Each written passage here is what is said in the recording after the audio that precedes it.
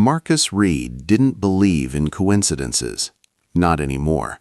Not after 12 years of untangling the human psyche, listening to lies dressed as truth, watching micro-expressions betray what words concealed. But what walked through his office door that Tuesday morning wasn't a coincidence. It was an invitation to hell. The woman was 70 if she was a day, dressed in Chanel that screamed old money, clutching a Hermes bag like a life preserver. Her hands trembled.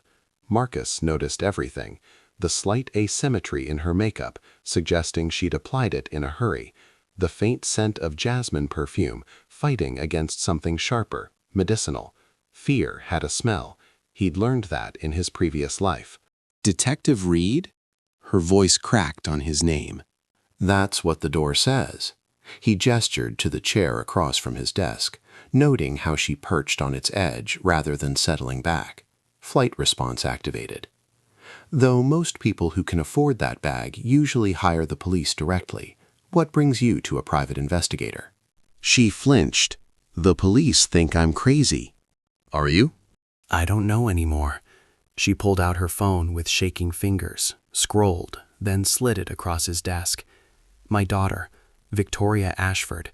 She was murdered 3 days ago. Marcus studied the photograph. A woman in her early 40s stared back at him. Blonde, beautiful in that manufactured way that costs a fortune to maintain. Society columns beautiful. Trophy wife beautiful. The kind of beautiful that made enemies. I'm sorry for your loss, but if she was murdered, surely the police. They arrested her husband. Case closed, they say. Gregory Ashford. They found his fingerprints on the murder weapon, traces of her blood in his car, motive in their bank accounts, open and shut. The woman's knuckles whitened around her bag. But I know my daughter, Detective Reed, and I know something's wrong, something they're not seeing. Marcus leaned back in his chair, steepling his fingers. Mrs. Whitmore. Catherine Whitmore. Mrs. Whitmore, you understand that I'm not in the business of overturning police investigations to make grieving parents feel better. If they have physical evidence. $7 million. He paused. Excuse me? That's what I'm offering you.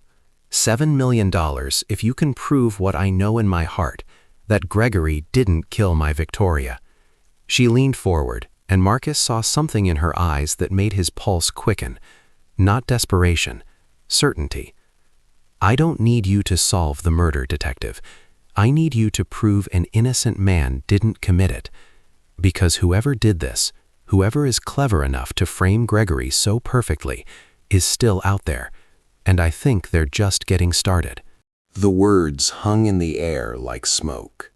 Marcus felt the familiar tingle at the base of his skull, the one that used to accompany a patient revealing something true buried under layers of defense mechanisms.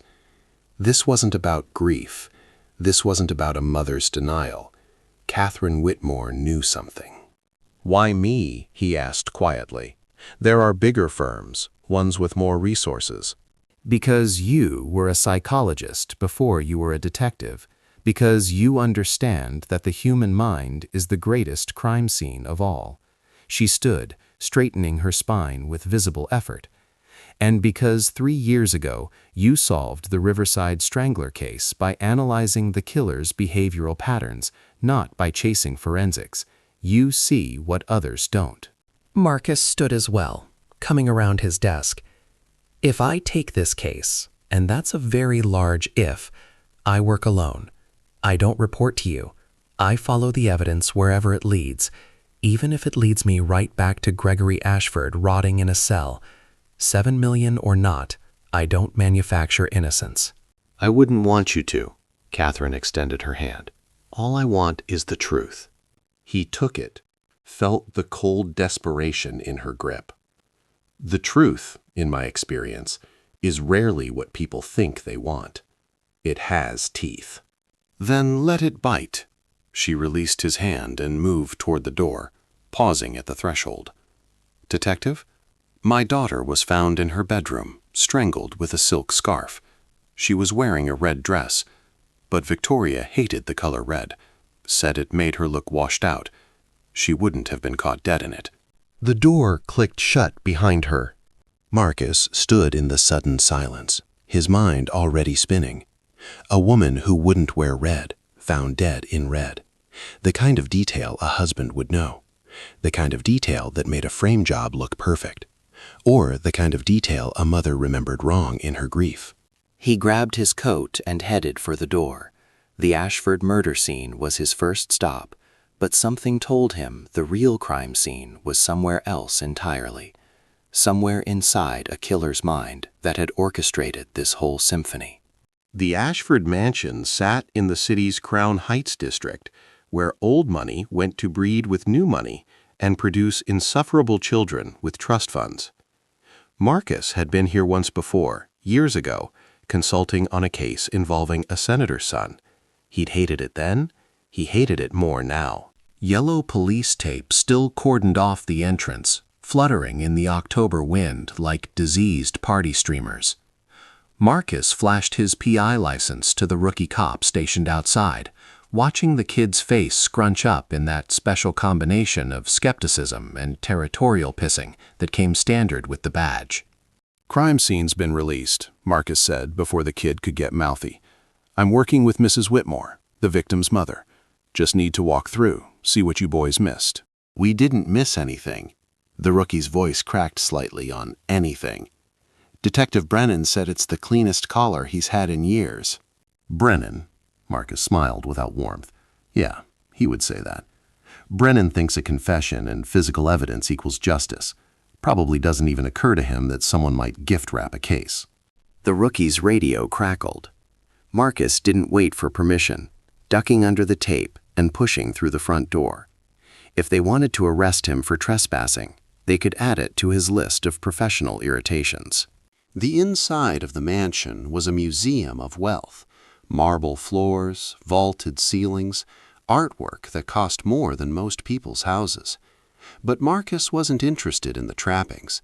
He was interested in the geography of violence.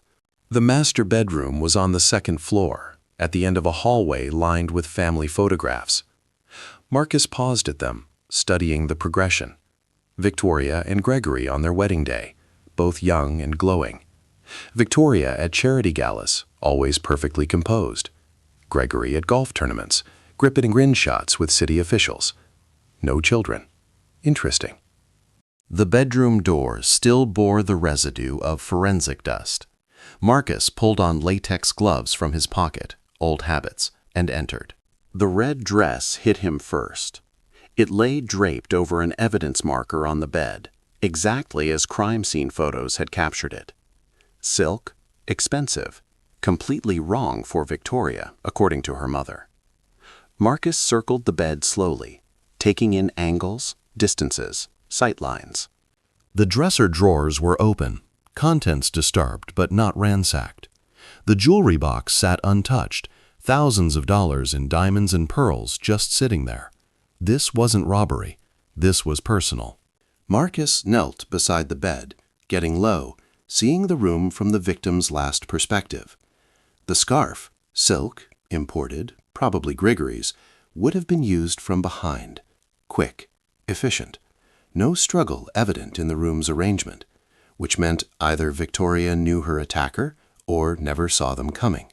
He stood, moved to the walk-in closet. Rows of designer clothes, organized by color and season. Blues, blacks, whites, creams, pastels.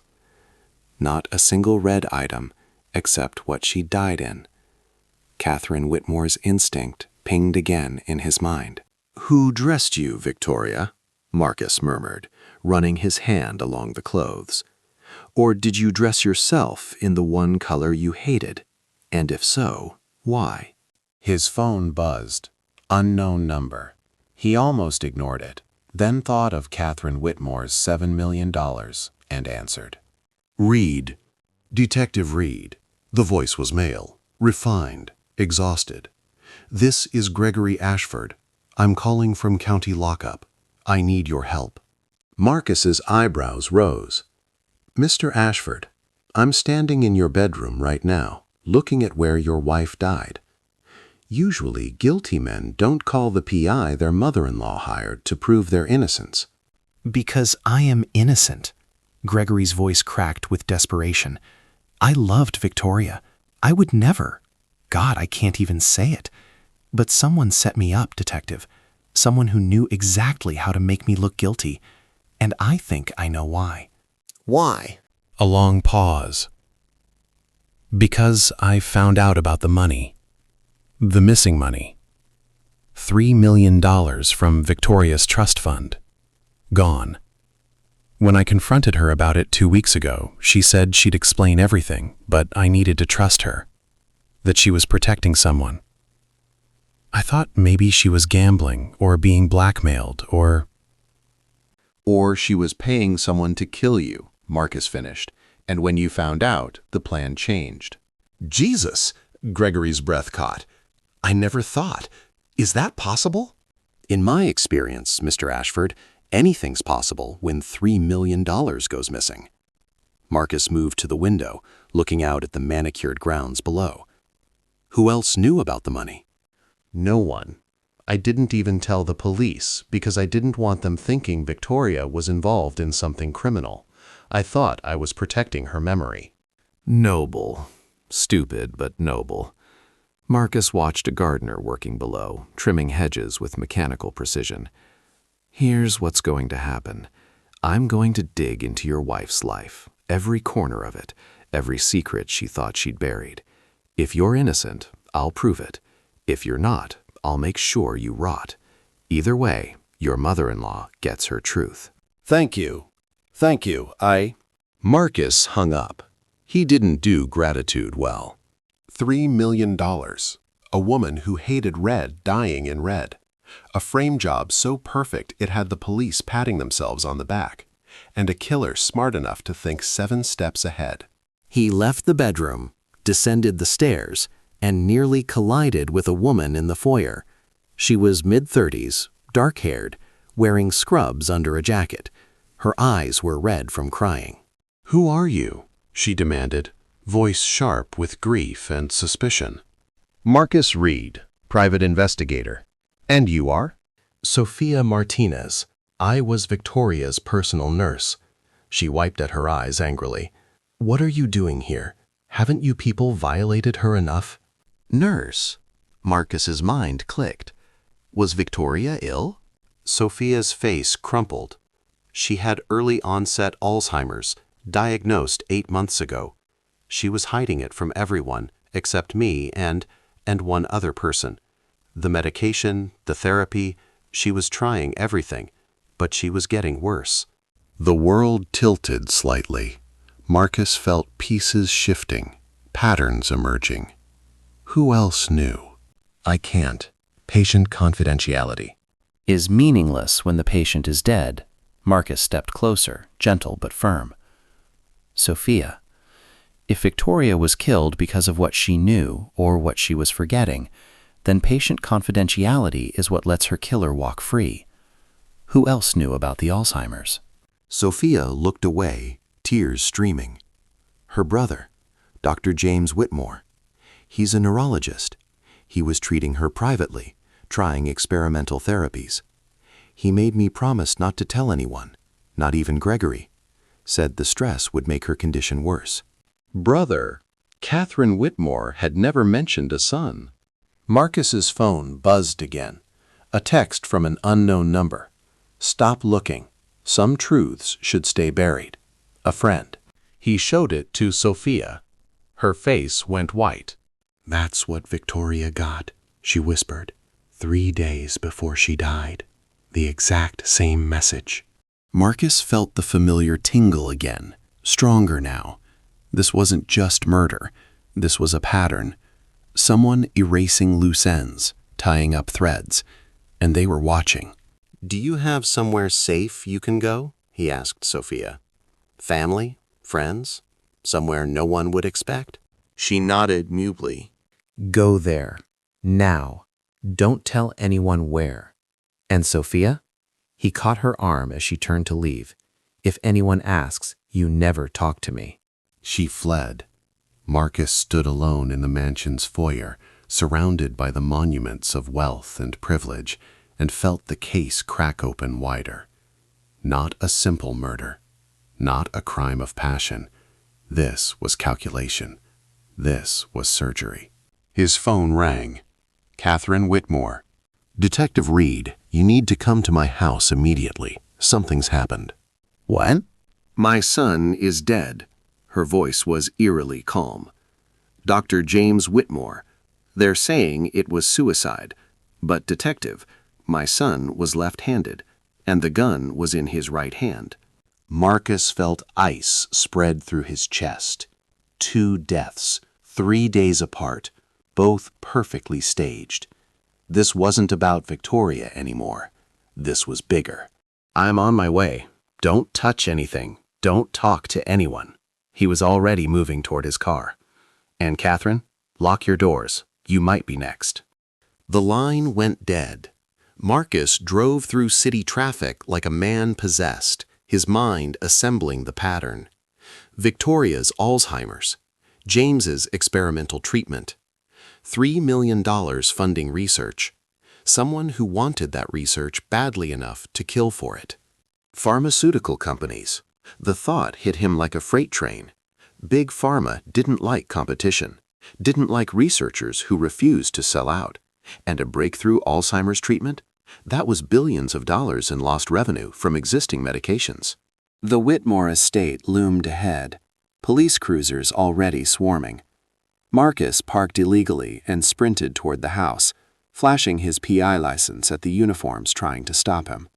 Detective Paul Brennan stood in the foyer, and his face when he saw Marcus was pure disgust. Reed should have known you'd show up like a vulture. Catherine Whitmore is my client. Where is she? Upstairs, being questioned. And before you ask, yes, it's suicide. Gun, note, motive. Her son was depressed about his sister's death. Textbook case. Left-handed man with a gun in his right hand, Marcus shot back. That textbook to you? Brennan's expression flickered. How the hell? Because I listen, Marcus pushed past him. And because someone is killing members of this family and making it look natural. 2 deaths in 3 days, Detective. You really think that's coincidence? He took the stairs 2 at a time, following voices to the study. The scene was exactly what he'd feared. Too perfect, too clean, too obviously staged. Dr. James Whitmore's body had been removed, but the blood remained, painting abstract patterns on the wall. Marcus examined the gun placement, the computer with its generic suicide note, the filing cabinet with missing files. Every detail screamed murder dressed as suicide. Catherine sat in the hallway, composed despite the horror. When she saw Marcus, something in her face cracked. They killed my boy, she whispered. Just like they killed Victoria. And I know why. The research, Marcus said, kneeling beside her. James's Alzheimer's treatment. Someone wanted it badly enough to eliminate everyone connected to it. She nodded. Prestige Pharmaceuticals, Robert Thorne. He and James had been in negotiations for months. James refused to sell, said his research was meant to help people, not make billionaires richer. 2 weeks ago, Robert threatened him, said the research would be acquired one way or another. Marcus felt the final piece click into place. Robert Thorne. He knew that name. Knew it because 3 years ago, Thorne had been peripherally involved in the Riverside case, a series of deaths at a pharmaceutical trial site that had been ruled accidental. Catherine, I need you to do exactly what I say. Can you do that? She met his eyes. Tell me how to destroy the man who killed my children. Prestige is hosting their investor gala tonight. I need to get into Thorne's office, find proof he ordered these hits, but I can't do it alone. I'm on the guest list, Catherine said immediately. I'll get you in. Then you do whatever you need to do to end this. Marcus nodded. 7:30. Where's something expensive? We're going hunting. Catherine Whitmore's driver picked Marcus up at 7:30 in a Mercedes that probably cost more than his entire year's salary. She sat in the back, draped in black Valentino, diamonds at her throat catching the streetlights. She looked like grief dressed for war. "You clean up well," she observed, as Marcus slid in beside her. Rental tux. Don't get too impressed. He adjusted his bow tie, feeling like an imposter in borrowed finery. Thorne knows I'm investigating. Security will be watching for me. "Which is why you're my nephew, visiting from Boston." Catherine's smile was cold. "Marcus Whitmore, investment banker. I've already added you to the guest list. Sometimes old money opens doors private investigators can't." The Prestige Pharmaceuticals building dominated the skyline, 70 floors of glass and steel ambition. The gala occupied the entire 20th floor, and as they entered, Marcus felt like he'd stepped into a different world. Crystal chandeliers, champagne fountains, women in gowns that cost what most people made in 6 months. The 1%, celebrating their wealth while people like Victoria and James died for their profit margins. Robert Thorne appeared within minutes, moving through the crowd like a shark sensing blood in the water. He was 60, handsome in that polished way money could buy, wearing a smile that never touched his eyes. "Catherine," he took her hands, the picture of sympathy. "I heard about James. I'm devastated. Such a brilliant mind." "Thank you, Robert." Catherine's voice trembled perfectly. "It's been a nightmare. First Victoria, now James. I don't know how I'm still standing." "You're strong. You've always been strong." Thorne's gaze shifted to Marcus, assessment quick and cold. "And this is?" "My nephew, Marcus Whitmore, from Boston. He's been helping me through this terrible time." Marcus extended his hand, meeting Thorne's grip. The older man's handshake was firm, controlling, lasting just a beat too long. A power play. "Mr. Thorne, Catherine's told me about your work here. Impressive empire." 30 years of innovation and hard decisions, Thorne smiled, releasing his hand. "Though I imagine investment banking keeps you equally busy. Boston's market has been volatile lately." "That's why I prefer family time when I can get it." Marcus kept his expression neutral, but his pulse quickened. Thorne was testing him, probing for inconsistencies, especially during tragedies like this. "Of course." Thorne gestured toward their assigned table. "Please, let's sit. I want to hear all about what you're doing in Boston." The next hour was carefully orchestrated torture. Thorne held court, discussing pharmaceutical breakthroughs and market projections, while Marcus played his role perfectly. Investment banker Marcus knew just enough to be believable, asked the right questions, laughed at the right moments. But beneath the performance, he was cataloging everything. Thorne's micro-expressions, his verbal patterns, the way his smile tightened when anyone mentioned James's research. At 9 o'clock, during the main course, Marcus excused himself. "Restroom. That champagne goes right through you." He moved through the crowd, mapping security positions. 3 at exits, 2 roaming, 1 by the elevators. He texted Sophia Martinez from a burner phone he'd bought that afternoon. Fire alarm, 2 minutes. Her response was immediate. "Ready." Marcus positioned himself near the elevators, counting down. 90 seconds. 60.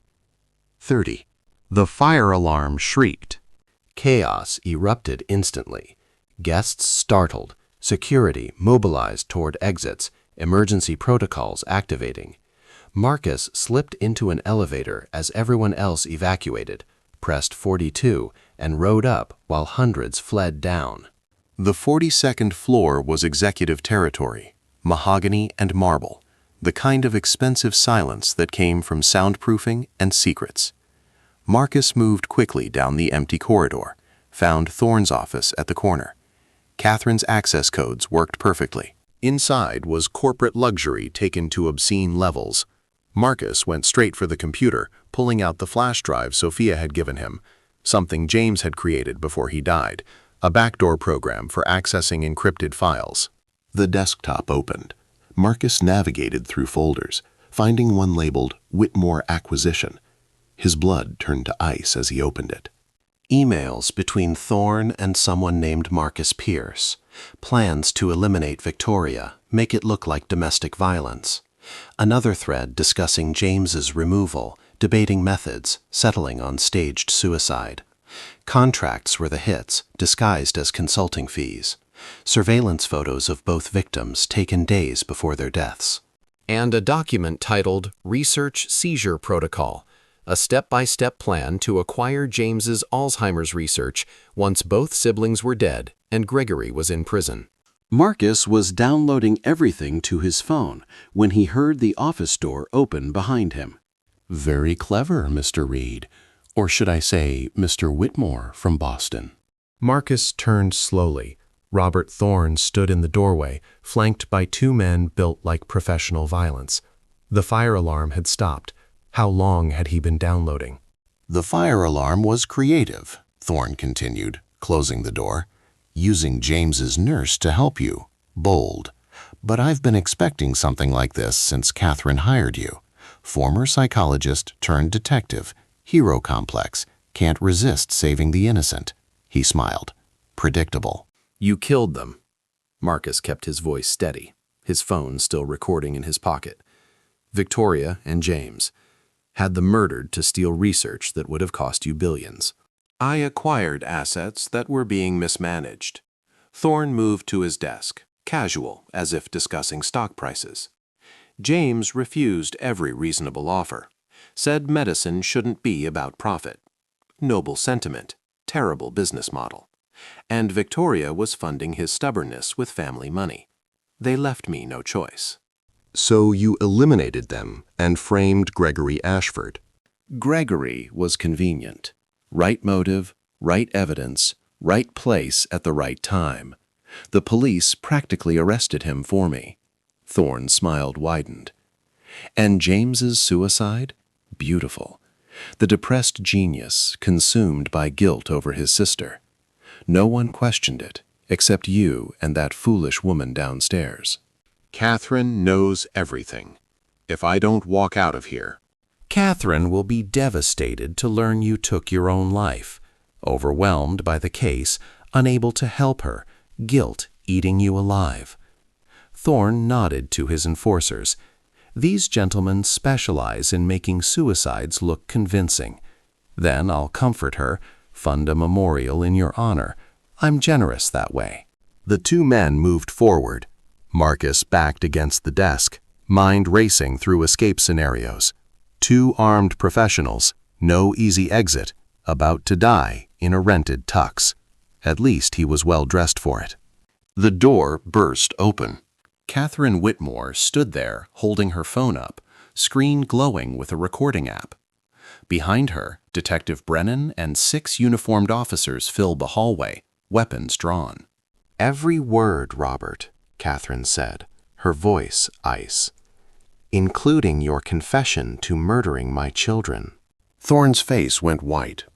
Catherine, you're misunderstanding. I understand perfectly. She stepped into the office, and Marcus saw tears streaming down her face for the first time. You killed Victoria and James for money. You framed an innocent man. You just threatened to murder Detective Reed. Her voice broke. You destroyed my family for profit. Mrs. Whitmore, please, we can discuss this. The only thing we're discussing is your trial. Brennan moved past Catherine, his face grim with satisfaction. Robert Thorne, you're under arrest for conspiracy to commit murder, 2 counts of first-degree murder, attempted murder, and enough additional charges to ensure you never see daylight again. He nodded to his officers. Cuff him, then tear this office apart. I want every file, every email, every shred of evidence. The enforcers were disarmed and cuffed within seconds. Thorne was led away, his protestations fading down the corridor. Marcus stood frozen, adrenaline crashing, staring at Catherine. You followed me up. Of course I did. She lowered her phone, hands shaking now that the performance was over. You think I'd let you face him alone? I called Detective Brennan the moment you texted Sophia, told him everything we knew, everything we suspected. She smiled without warmth. And then I got Robert talking at dinner. He practically confessed before you even reached his office. Brennan approached Marcus, something approaching respect in his expression. Reed, you're still an arrogant pain in my ass, but you were right about all of it. We found evidence in Thorne's safe, contracts with Marcus Pierce for both hits, wire transfers matching the murder dates, even Victoria's stolen medical files. He shook his head. We've got him on everything. Gregory Ashford will be released within the hour. Marcus nodded, suddenly exhausted. There's more. Thorne mentioned other acquisitions. This wasn't his first time eliminating competition. We'll investigate every case he's touched for the last 20 years. Brennan actually smiled. You did good work, Reed, even if I want to arrest you on principle for breaking about 15 laws tonight. I'll accept that as a compliment buried in a threat. Marcus turned to Catherine. You're $7 million. You don't owe me anything. We got justice. Justice isn't closure, Detective, but it's something. She looked toward the window, the city lights below. My children are still gone. Gregory lost Victoria. Sophia's traumatized. Thorne's arrest doesn't undo any of that. No, but it prevents him from doing it again. Marcus moved beside her. And Victoria and James's research, it won't be buried now. The truth is out. Their work will help people exactly as they intended. Catherine was silent for a long moment. Then she reached into her evening bag and pulled out a check, already written, $7 million, payable to Marcus Reed. Take it. Start a foundation. Help others like Gregory. Fund investigations the police ignore. Whatever you want. Just promise me you won't stop. She pressed the check into his hand. Promise me you'll keep finding the truth, no matter how ugly. Marcus looked at the check, at the number that would change everything, and thought about Victoria in her red dress, about James with the gun in his wrong hand, about all the other victims Thorne had probably created in 30 years of ruthless acquisitions. I promise. 3 weeks later, Marcus sat in his newly renovated office, staring at incorporation papers for the Whitmore Foundation for Criminal Justice. $7 million sat in an account, ready to fund investigations, support victims' families, pay for appeals. Gregory Ashford had been released, all charges dropped. He'd visited once, thanked Marcus through tears, then disappeared to grieve properly. Sophia Martinez had testified against Thorne, providing medical records proving James's research was legitimate and revolutionary. Robert Thorne sat in county lockup awaiting trial, his lawyers already negotiating plea deals to avoid a death penalty charge. Marcus's phone rang. Unknown number. His stomach tightened, memories of threats still fresh. Reed. Detective Reed? The voice was young, male, desperate. My name is David Chen. My sister was murdered 6 months ago. Police said suicide, but I know she didn't kill herself. I heard what you did for Gregory Ashford, and I thought maybe, his voice cracked, maybe you could help me find the truth. Marcus looked at the foundation papers, at Catherine Whitmore's photograph on his desk, taken at James's memorial, her face set with determination despite the grief. Tell me about your sister, David. As the young man spoke, Marcus opened a new case file. The truth had teeth, Catherine said. Let it bite. He'd promised to keep finding it, and Marcus Reed didn't break promises. Outside, the city continued its endless cycle. Crimes committed, lies told, injustices buried. But somewhere in that darkness, truth waited, and Marcus would keep searching, case after case, victim after victim. Because that's who he was now. Not a psychologist, not just a detective. A man who made sure the dead got justice and the living got truth. Even when it hurt. Especially when it hurt.